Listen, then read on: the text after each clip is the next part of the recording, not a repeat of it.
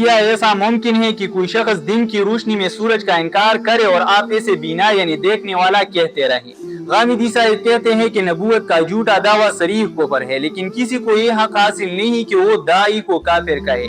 کیا یہ موقف شریعت اور منطق کے اصول پر پورا اترتا ہے؟ آئیے دیکھتے ہیں۔ غامدی صاحب کا یہ فرمانا کہ فعل کفر ہے مگر فاعل کافر نہیں، ایک ایسا تضاد ہے جو عام فہم سے باہر ہے۔ اگر کوئی شخص چوری کرتا ہے تو اسے چور کہا جاتا ہے، اگر کوئی شخص قتل کرتا ہے تو اسے قاتل کہا جاتا ہے۔ جب کلمہ پڑھنا کسی کو مسلمان بناتا ہے تو کلمے کے اساس سے ختم نبوت کا انکار کرنا کسی کو دائرہ اسلام سے باہر کیوں نہیں کرتا؟ اگر ہم کسی کو کافر کہنے کا حق نہیں رکھتے تو پھر مسلم اور غیر مسلم کے درمیان تفریق ختم ہو جائے گی۔ کیا ایک منکر ختم نبوت کا نکاح مسلمان سے جائز ہوگا؟ کیا اسے مسلمانوں کے قبرستان میں دفن کیا جائے گا؟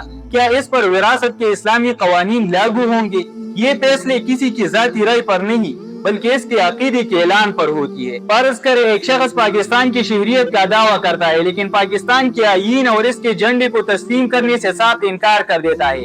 اب ریاست اسے غدار یا غیر شیعی قرار دینے پر مجبور ہے۔ اگر ریاست یہ کہے کہ اس کا عمل تو غداری کا ہے مگر ہم اسے غدار نہیں کہہ سکتے تو یہ ریاست کی اپنی وجود کی نفی ہوگی۔ بالکل اسی طرح اسلام ایک مکمل نظام ہے جس کے سرحد ختم نبوت پر ختم ہوتی ہے۔ کافر کہنا کوئی گالی نہیں بلکہ قانونی اور مذہبی حقیقت کا اظہار ہے۔ اگر کفر واضح ہے تو اس کے فاعل کی شناخت دین کی حفاظت کے لیے ضروری ہے، نہ کہ کسی کی دل آزاری کے لیے۔